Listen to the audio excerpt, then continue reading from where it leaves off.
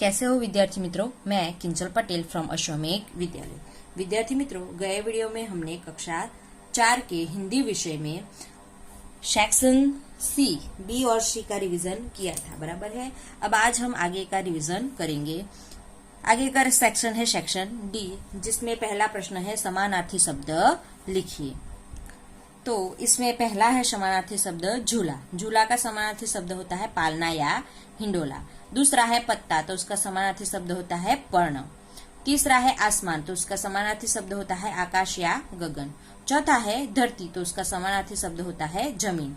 पांचवा है अम्मा, तो उसका समानार्थी शब्द होता है माँ। आगे है नाप। नाप का समानार्थी शब्द होता है माप। झटपट, झटपट का समानार्थी शब्द होता है जल्दी जल्दी या शीघ्र।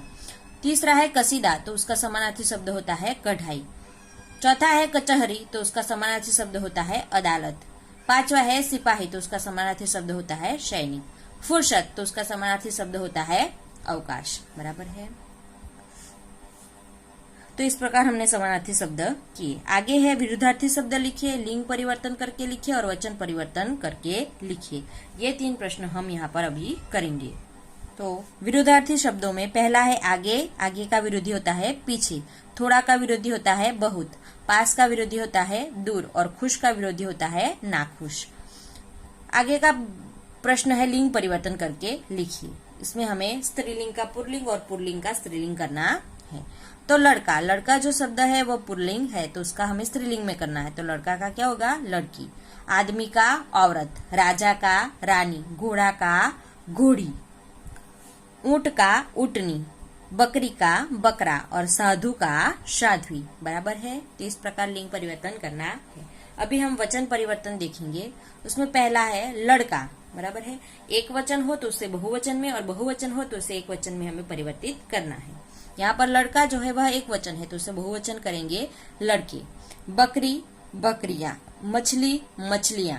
घोड़े घोड़ा, बराबर। यहाँ पर बहुवचन में घोड़े दिए गए हैं, तो उसका एक वचन में हमें परिवर्तित करना है, घोड़ा, बराबर है। चूहा चूहे।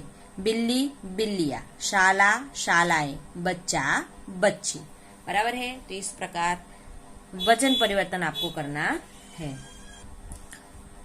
तो यहाँ पर हमारा सेक्शन डी जो है वह खत्म होता है। आगे का सेक्शन है सेक्शन ई, जिसके अंदर पहला प्रश्न है प के सामने दिए गए शब्दांश को प के साथ जोड़कर शब्द बनाइए और नीचे शब्द लिखिए। तो यह प्रश्न हम चैप्टर नंबर 7 में जो हमें यह दिया गया है वो आपको करना है, बराबर है। इस तरह आपको अक्षर दिया जाएगा, बराबर, और यहाँ पर शब्दांश दिए जाएंगे, तो उसे जोड़कर शब्दांश को प के साथ जोड़कर आपको लिखना है। पतंग, बराबर। यहाँ तंग है तो उसे प के साथ जोड़ देना है। पतंग। पकड़ पक्षी। पगड़ी पटरी। पढ़ना पतला। पवन पत्थर। परीक्षा, बराबर है। इस तरह आपको करना है यह प्रश्न। आगे का प्रश्न है समझिए और लिखिए। तो यह प्रश्न जो है वह हम चैप्टर नंबर 8 के अंदर करेंगे। तो यहाँ पर हमें उदाहरण के तौर पर उदाहरण के आधार पर यहाँ पर हमें करना होगा, बराबर है। यहाँ पर कशीदा है तो उसका कशीदाकार किया हुआ है, अंत में कार लगा दिया गया है, बराबर है। तो इसी प्रकार यहाँ पर दूसरे जो शब्द है वो भी हमें करना है। गीत का गीतकार। शिल्प का शिल्पकार। चित्र का चित्रकार और मूर्ति का मूर्तिकार। अंत में हमें क्या कर देना है? जो भी शब्द दिया गया है उस शब्द के अंत में हमें कार जो शब्द है वो जोड़ देना है, बराबर है, और उसे एक शब्द बनाना है। दूसरा है मारना का मारूंगा। वैसे करना का करूंगा। जाना का जाऊंगा। देखना का देखूंगा और बुलाना का बुलाऊंगा, बराबर है। जो भी उदाहरण आपको दिया गया है उसी के उदाहरण के आधार पर आपको दूसरे वाक्य भी करने होंगे, ठीक है। तो इस प्रकार आपको समझ कर लिखना है, ठीक है।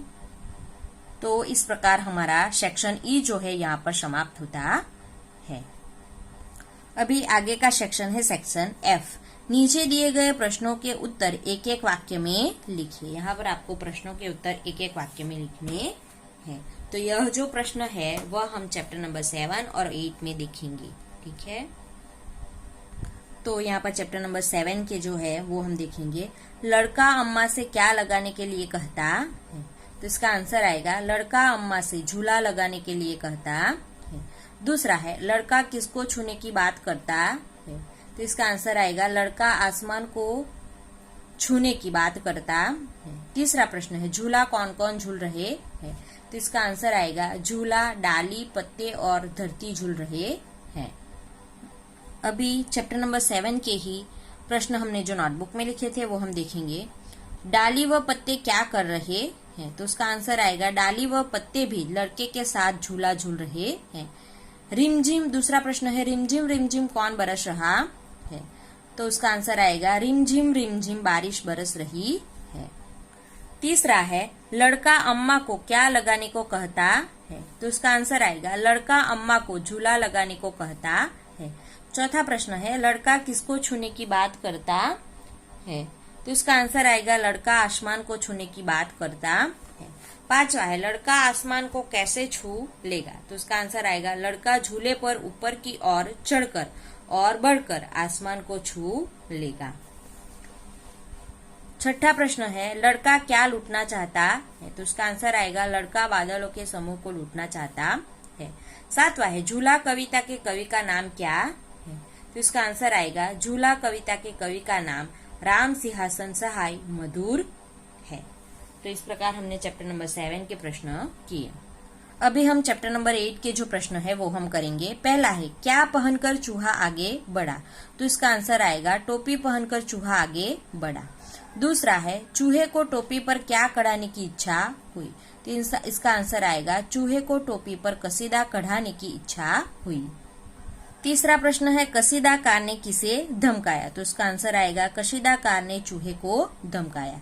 चौथा प्रश्न है कसीदाकार ने चूहे को धमकाते हुए क्या कहा, तो इसका आंसर आएगा कसीदाकार ने चूहे को धमकाते हुए कहा चल चल यहाँ किसे फुर्सत है। पांचवा प्रश्न है कसीदाकार ने चूहे को कहाँ जाने से रोका, तो इसका आंसर आएगा कसीदाकार ने चूहे को कचहरी में जाने से रोका।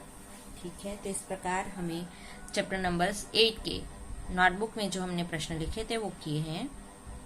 आगे है वर्कबुक में जो हमने लिखे थे वह हम देखेंगे। चूहे को रास्ते में क्या मिला, तो उसका आंसर आएगा चूहे को रास्ते पर कपड़े का एक टुकड़ा मिला। दूसरा है चूहा कपड़ा लेकर किसके पास गया, तो इसका आंसर आएगा चूहा कपड़ा लेकर सबसे पहले दर्जी के पास गया।